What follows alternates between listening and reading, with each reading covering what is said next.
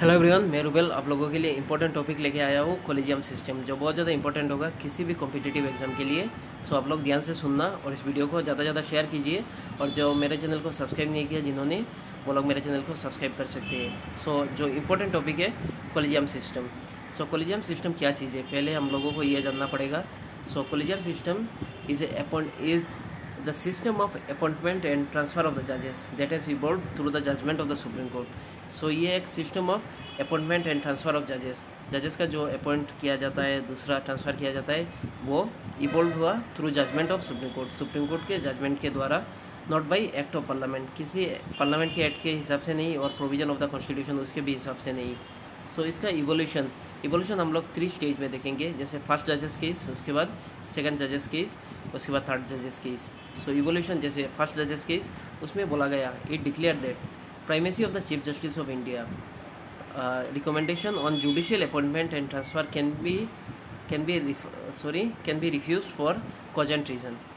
सो जैसे जो chief justice of India का जो रिकमेंडेशन होगा regarding appointment of the judicial, उसका मतलब रिफ्यूज़ भी किया जा सकता है कॉजेंट रीज़न से, जैसे पॉपुलर व्यू के हिसाब से उसको रिजेक्ट किया जा सकता है। दूसरा जो रूलिंग गई, जो इस जजेस में फर्स्ट जजेस केस में जो रूलिंग दिया गया, जैसे executive primacy over the judiciary in judicial appointment for next 12 years.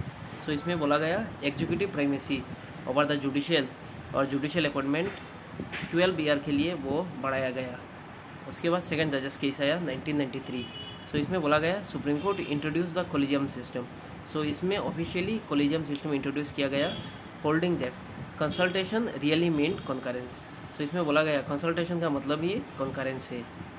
और इसमें एडेड किया गया, जैसे it was not the chief justice individual opinion but an institution opinion in the consultation with the 2 senior most जजेस in the supreme court. So ये अभी सिर्फ chief justice of India का इंडिविजुअल ओपिनियन नहीं है, इसमें और 2 सीनियर मोस्ट जजेस है सुप्रीम कोर्ट का, उनका ओपिनियन आएगा।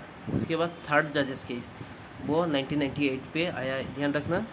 Supreme court on president reference expand the collegium to a 5 member body. So अभी कॉलेजियम का जो मेंबर उसको बढ़ाया गया, उसमें 5 मेंबर बॉडी बनाया गया। पहले तो 3 मेंबर बॉडी था, जैसे comprising of CGI and 4 his senior most colleagues.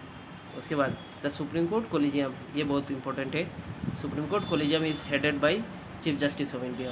उसके साथ comprising of 4 other senior most जजेस ऑफ द कोर्ट। उसके बाद अभी देखेंगे हम लोग हाई कोर्ट का जो कॉलेजियम है वो it is led by chief justice and 4 other senior most जजेस ऑफ दैट कोर्ट। सो ये रिकमेंड करते हैं appointment of the high court collegium reaches the government only after approval of the CGI and SC कॉलेजियम्स।